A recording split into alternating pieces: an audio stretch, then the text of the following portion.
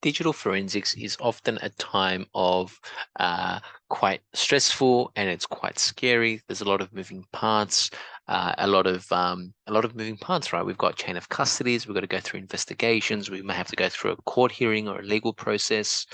So in this video, I want to spend the next few minutes just discussing around an introduction into digital forensics and what it all entails, right? So the very first part is, well, what is digital forensics? And it's basically the collection of electronical evidence, right?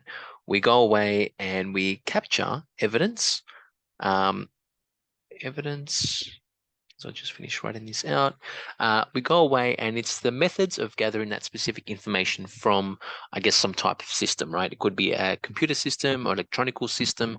And we go away and we look through it for evidence and we basically collect it. So that's digital forensics in a nutshell. And there's a couple of different requirements to that.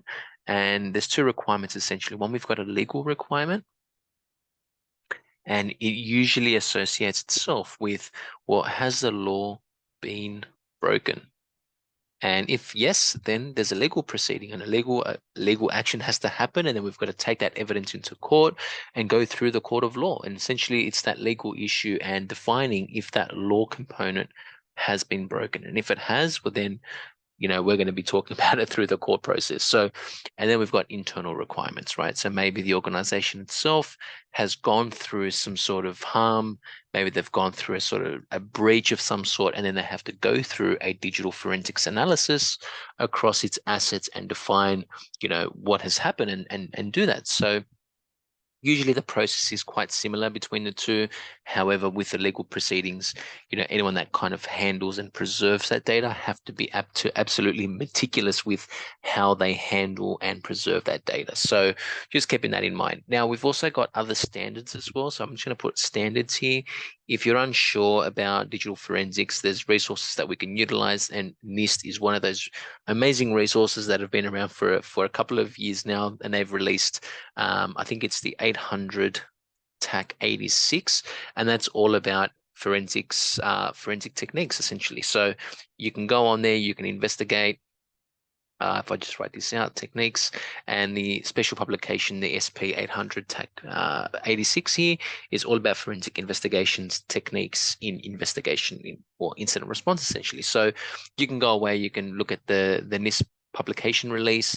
They've got some really handy things in there. And as we continue this series, we're going to be talking all things digital forensics as well. So the next part of the process, as we talk about our internal, and we've got our requirements from our legal component, we've got internal things that could potentially be harmful to the business. Maybe the business has gone through a breach of some sort, something has occurred maybe within certain business units, and then we need to go away and investigate that. So to the right here, as we continue our conversation, I've got a bit of a process for digital forensics. And like with anything, there's usually a tiered process or a methodology around how we begin doing this process, right? So again, no specific priority here. There are sort of obviously elements and processes that we go through. So let's just go start from the bottom and we'll work our way up. So the first process is our identification, and we need to identify. Just write identification. And the identification process is all about identifying what evidence we are going to collect, right? And what we then have to take into account when deciding to use that evidence. Either do we have to collect all forms of that evidence, or maybe there's some bits of evidence that is better than others. So we're just basically defining what evidence we're going to use in our collection process.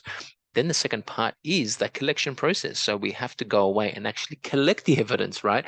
So how do we do the collection? We cannot write the original copies, right? So we can't go onto that hard drive and then replace that hard drive with our information. That can't happen, right? So we've got to take maybe images and copies of that data, make originals or make copies of the original, and obviously not make any changes to the original copies of that data. So we'll talk more around this in the next couple of videos, but then we've got to figure out a method to collect that data. And we'll talk about volatility. We'll talk about, if a machine is powered off, if a machine is powered on, how we're going to collect that type of data as well. And obviously not making writable changes to the original copies, which is very, very important. So The next step from there is preserving the data. So we have to preserve it once we've collected it. And obviously there's, while that data or that assets are in our possession, we've got to make sure that they're preserved correctly and not tampered with, and obviously accurately preserved, right? So we've got to make sure that nothing happens to it while we have it. Now, you're obviously going to go away and there'll be some sort of chain of custody that we have to sign and create.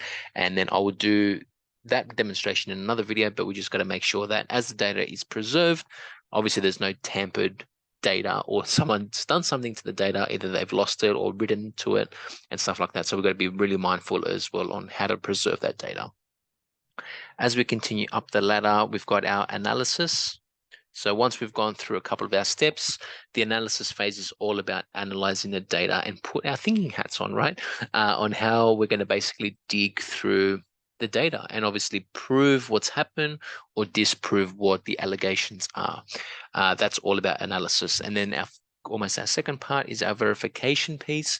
Verification is all about basically saying, well, is the evidence valid? Right? So it's validating evidence. Is it true and not tampered with? And finally, we're going to have to, as always, do a presentation. And I'm not talking about presentation like well, there may have to be an actual presentation ultimately at the end of the engagement, but we have to present our findings and the evidence of the findings and what we believe to be true and not true. So based on our evidence and based on our collection and our analysis and verifications and our whole step of the process, our presentation is all about, well, is this actual or is it not actual? And then what we believe to be true and not true. So that's kind of the process around digital forensics. I hope you've enjoyed this video and see you all in the next video.